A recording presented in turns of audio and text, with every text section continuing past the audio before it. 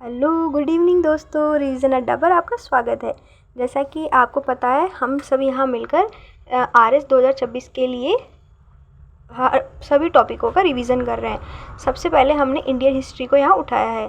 Indian history के मैं daily 50 question topic के डिवाइड करके यहाँ पर रिवीजन आप लोगों के साथ करती हूँ, क्योंकि मैं ग्रुप स्टडी नहीं कर सकती। मुझे ऑप्शन नहीं है कि मैं ग्रुप स्टडी कर पाऊँ, इसलिए मैंने ये सबसे अच्छा माध्यम देखा कि जितना मुझे आता है मैं आप लोगों तक पहुँचाने की कोशिश करती हूँ मेरे नोट्स से। और अगर आपके पास भी इससे अच्छे क्वेश्चन हो तो प्लीज़ मुझे कमेंट बॉक्स में थोड़ी हेल्प करें और मुझे भी अपडेट करते रहें। वैसे तो मेरे भी नोट्स बहुत काफ़ी अच्छे हैं, मैं इनको रिवाइज़ करती हूँ। क्योंकि मैं अकेली रिवाइज़ करती हूँ इसलिए मुझे थोड़ा बोरियत लगता है, तो मैंने ये ग्रुप स्टडी इस तरीके से इस माध्यम को चुना है। होप सो आपको ये क्लासेस पसंद आए, और 5 मिनट तो आप दे ही सकते हो।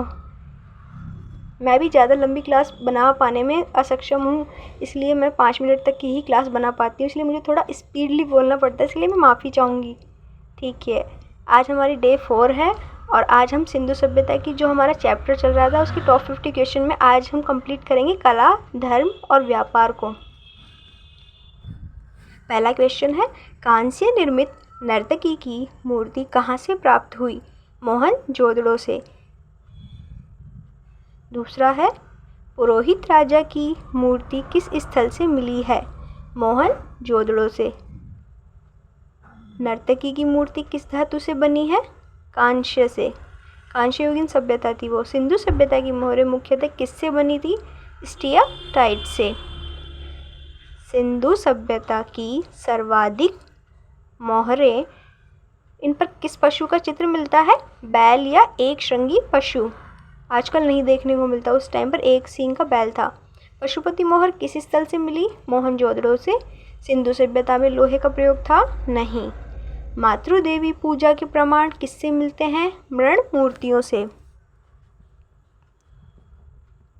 नेक्स्ट क्वेश्चन है, पशुपति मोहर को किस देवता से जोड़ा जाता है? शिव जी से। अग्नि वेदिकाओं के प्रमाण कहाँ मिले? कालीबंगा से। सिंधु सभ्यता में घोड़े के प्रमाण बहुत कम मिले हैं। ये कथन सत्य है, क्योंकि सुरकोटडा से ओनली जबड़ा मिला है, ज़्यादा घोड़ों का वहाँ पे पशु में उनका यूज़ नहीं लिया गया है। सिंधु सभ्यता में मंदिरों के स्पष्ट अवशेष मिले हैं? नहीं, मंदिरों जैसा कोई अवशेष नहीं मिला वहाँ। लिंग पूजा के प्रमाण मिले हैं? हाँ।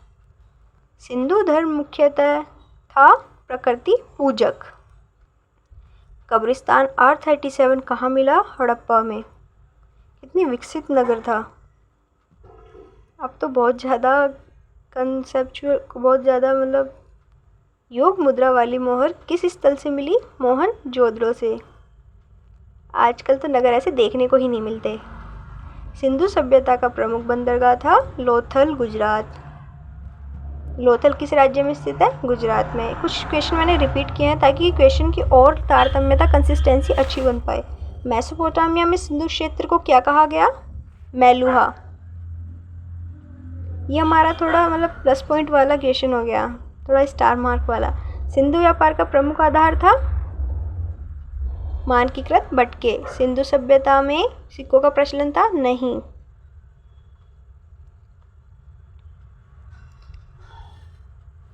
गोदाम, ग्रेनरी, अन्नागर, जो भी आप कहो, का प्रमुख प्रमाण कहाँ मिलता है? हड़प्पा में।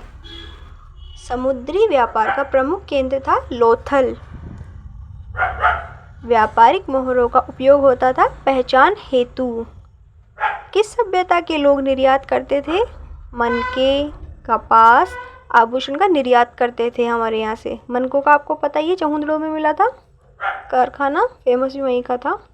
थोड़ी राइटिंग मेरी कर्सिव टाइप हो जाती है, मेरी बहन भी कहती है दीदी थोड़ा स्पष्ट तो लिखा करो। कोशिश करती हूँ, लेकिन मुझे टाइम इतना ही मिल पाता है, लेकिन मैं अपनी राइटिंग पे काम भी कर रही हूँ, इसके लिए मैं माफ़ी चाहूँगी। विश्व में कपास का सर्वप्रथम प्रमाण मिलता है सिंधु सभ्यता।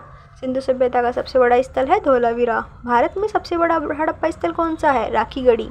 चावल के प्रमाण कहाँ मिले हैं? रंगपुर में। जल प्रबंधन हेतु प्रसिद्ध थी धोलावीरा, गुजरात। अब मैंने यहाँ पर short important, super important questions लिखे हैं ताकि हमारे दिमाग में इमेज छप जाए। तो कला धर्म से हमारा जो हम जब हम आंसर राइटिंग करेंगे तो इन कीवर्ड्स को हम यूज़ ले सकते हैं।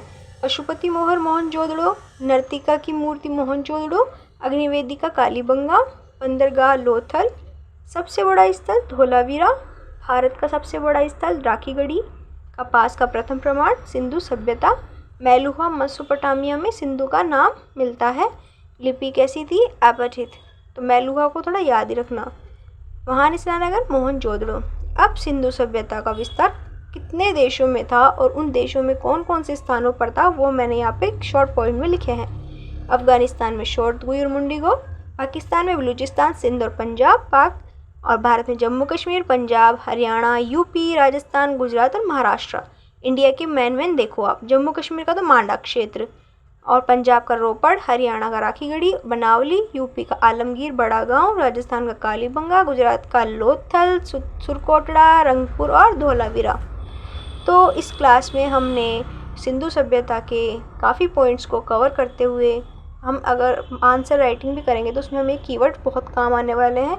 तो प्री और मेंस के लिए इसमें फैक्चुअल आपकी कॉन्सेप्ट क्लियर हुए होंगे। क्लास में बने रहे। Stay tuned, bye.